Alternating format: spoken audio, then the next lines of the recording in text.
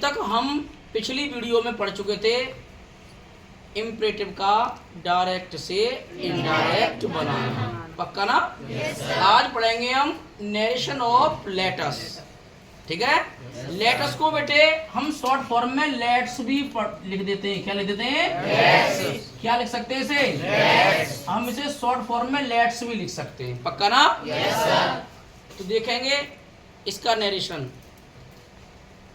यदि reported speech का वाक्य लेट अस से प्रारंभ हो रहा हो, किससे प्रारंभ हो रहा हो? लेट अस से। तो सेड स्लैश सेड टू को सजेस्टेड, किस बेटा? सजेस्टेड या प्रपोज्ड में बदलो देते हैं। तुम्हारी मर्जी है, चाहे सजेस्टेड लगा दो चाहे प्रपोज्ड लगा दो, पक्का बेटा? Yes sir. कॉमा हटाने के लिए किसका प्रयोग करते हैं? लेट का, पक्का? Yes sir. बहुत अच्छी। लेट, अभी ये बात ध्यान देने वाली है, ये लेट वाली।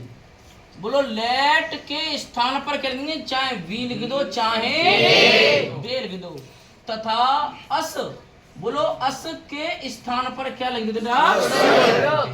बताओ आपको कितना समय आया नहीं आया? yes, बस ये याद रखना है कि आपको लेट के स्थान पर चाहे वी लिख दो चाहे दे, और अस के स्थान पर क्या देंगे? अब ध्यान देंगे, पहले आप सिंपल रूप पढ़ेंगे, इसके बाद में नोट में एक टॉपिक और लिखाऊंगा, ध्यान देना सभी। देखेंगे तो बनाएंगे रमेश की क्या लिखेंगे बेटा हम? रमेश। शाबाश, रमेश लिख दिया। सेड को क्या लिख दिया हमने? सजेस्टेड लिख दिया। क्या लिख दिया? सजेस्टेड। बोलो सजेस्टेड। कॉमा हटाने क्या लिखेंगे आप?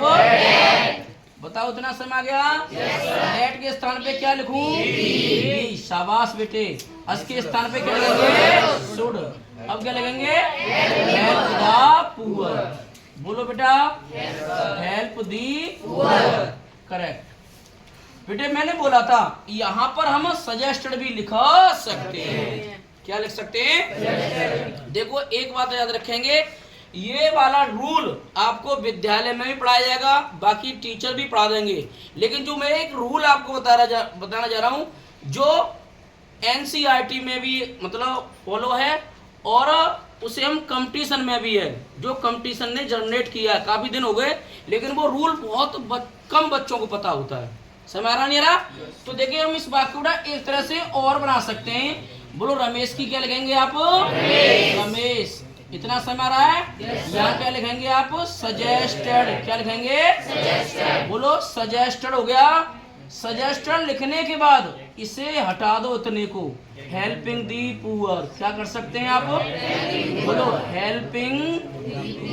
Helping the poor. आप इस वाक्य को ऐसे भी बना सकते हैं, कोई गलत नहीं कर सकता। याद रख लेना। कौन सा वाक्य?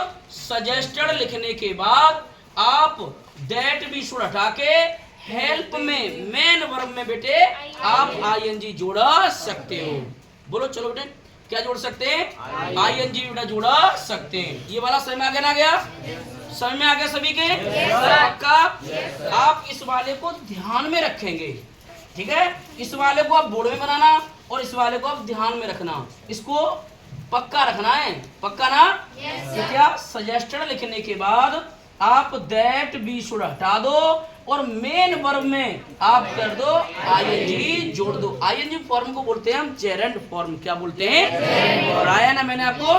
शाबाश। देखो देखेंगे, अब एक और नोट लिख रहा हूं मैं यहाँ पे, सभी ध्यान देना अच्छी तरह से, सबका दिमाग बोर्ड की तरफ होना चाहिए। यदि रिपोर्टिंग वर्ब में ऑब्जेक्ट हो, क्या हो बेटा? ऑब्जेक्ट हो तो बोलो क्या लगेंगे? सेड या सेड टू को कोई बता सकता है? जो पिछली बार बच्चा पढ़ चुका है वो भी बताओ। सजेस्टेड टू या प्रपोज्ड टू। शाबाश। क्या लिखेंगे आप? सजेस्टेड। आपको सबको दिखाई दे रहा है बेटा? सजेस्टेड टू या बोलो प्रपोज्ड टू।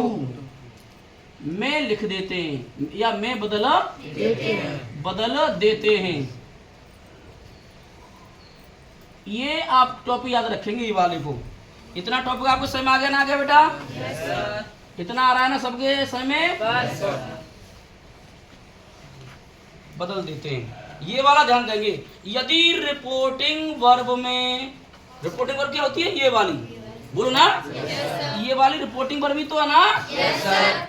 इसमें क्या हो? ऑब्जेक्ट। लेकिन इसमें तो ऑब्जेक्ट नहीं था, इसमें तो ऑब्जेक्ट नहीं था, तो इसीलिए मैंने क्या लिखा? खाली सजेस्टेड।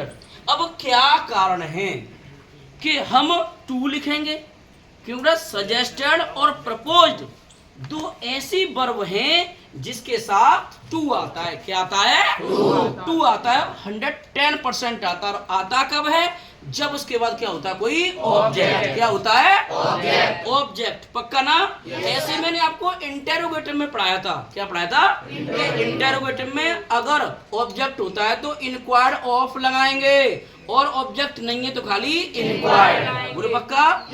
ये क्वाइट राइट रूल्स हैं आपके। समझ आ गया?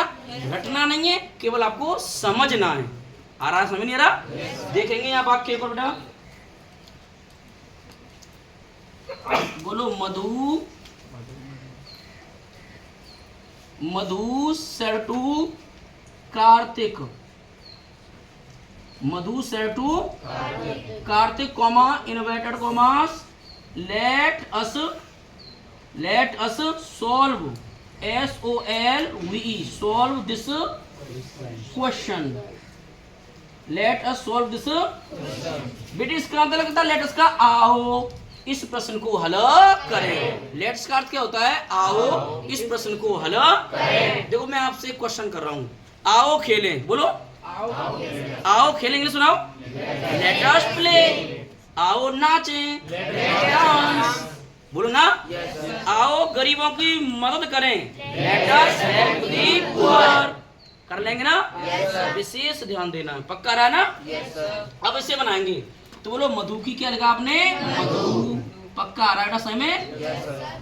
और सेड टू किस बदल दूंगा? आप बोलो सजेस्टेड। किस बदल लेंगे?